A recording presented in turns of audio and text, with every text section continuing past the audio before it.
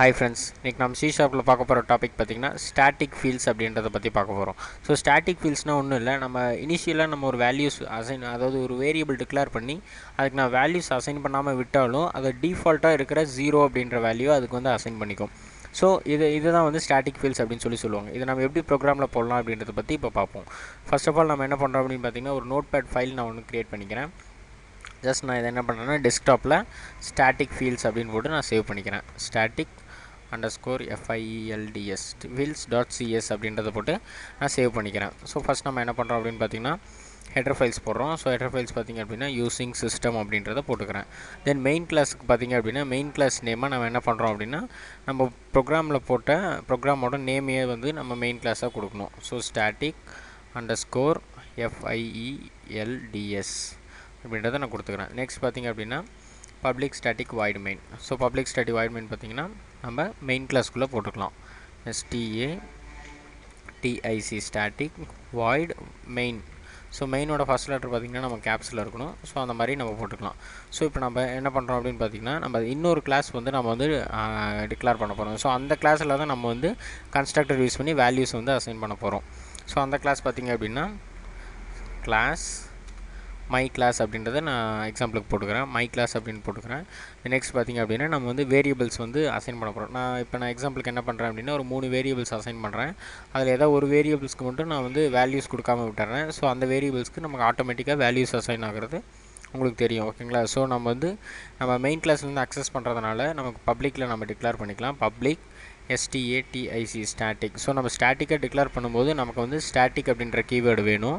So int x is equal to 20 அப்படின்றத 20 அப்படின்றத நம்ம கொடுத்துக்கிறோம். ஸோ நெக்ஸ்ட் பார்த்தோம் அப்படின்னா நம்ம சேம் இதே நம்ம காப்பி பண்ணிக்கலாம். நம்ம y அப்படின்ற வேல்யூக்கு நம்ம வந்து டிக்ளேர் பண்ண போகிறோம். ஸோ yக்கு பார்த்திங்க அப்படின்னா நான் எதுவும் வந்து அசைன் பண்ணலை.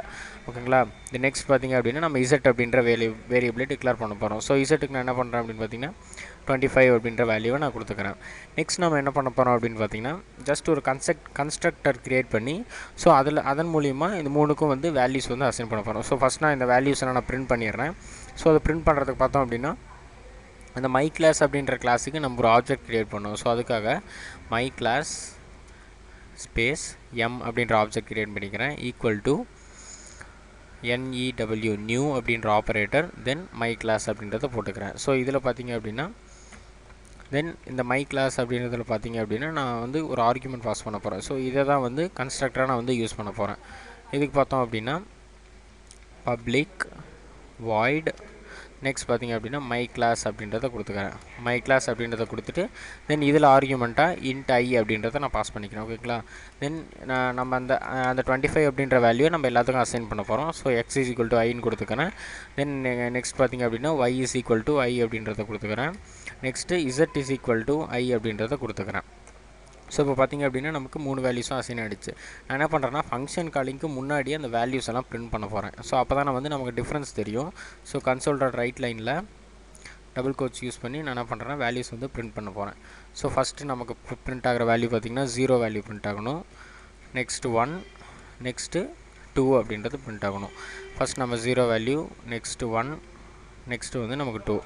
ஸோ அதில் பார்த்திங்க அப்படின்னா நெக்ஸ்ட்டு பார்த்தோம்னா நமக்கு அந்த கிளாஸஸ் அந்த ஆப்ஜெக்டை யூஸ் பண்ணி அந்த கிளாஸ் நேம் யூஸ் பண்ணி நான் வந்து இந்த வேரியபிள்ஸ்லாம் நான் பிரிண்ட் பண்ண போகிறேன். ஸோ அதனால் மை கிளாஸ் டாட் எக்ஸ் அப்படின்றத கொடுத்துக்கிறேன். ஸோ அந்த கிளாஸ் நேம் யூஸ் பண்ணி அந்த வேரியபிளை வந்து அக்சஸ் பண்ணியிருக்கேன். கமா சேம் பார்த்திங்கன்னா மை கிளாஸ் டாட் ஒய் அப்படின்றத கொடுத்துக்கிறேன். கமா போட்டுக்கிறேன். Then my class dot Z அப்படின்றத 3 வேல்யூ அக்சஸ் பண்ணியாச்சு. சேம் இந்த பிரிண்டிங் ப்ராசஸே நம்ம என்ன பண்ண போகிறோம்னா ஃபங்க்ஷன் காலிங்க்கு அடுத்தது பண்ண போகிறோம். ஸோ இதில் பார்த்திங்க அப்படின்னா சேம் அதே தான் பண்ணுறோம். ஸோ ஃபஸ்ட்டு பார்த்திங்கன்னா இங்கே ஆர்குமெண்ட்டில் பாஸ் பண்ணுற வேல்யூ பார்த்திங்க அப்படின்னா நான் 35 அப்படின்றத வச்சுக்கிறேன். ஸோ அப்போ தான் நமக்கு வந்து டிஃப்ரென்ஸ் தெரியும். ஏன்னா ஆல்ரெடி நம்ம 25 டிக்ளேர் பண்ணிட்டோம். ஸோ அப்போ தான் நமக்கு டிஃப்ரென்ஸ் தெரியும். 35 அப்படின்றத போட்டுக்கிறேன். ஸோ இப்போ பார்த்திங்க அப்படின்னா Ctrl+S கொடுத்து நம்ம சேவ் பண்ணிக்கிறோம். தென் கமாண்ட் ப்ராம்ப்ட்டில் பார்த்திங்க விஷுவல் ஸ்டுடியோ கமாண்ட் ப்ராம்ப்ட்டில் பார்த்திங்க அப்படின்னா நம்ம வந்து ரன் பண்ண போகிறோம். ஸோ நம்மளோட ஃபைலோட லொக்கேஷன் பார்த்திங்கன்னா டெஸ்க்டாப்பில் இருக்குது.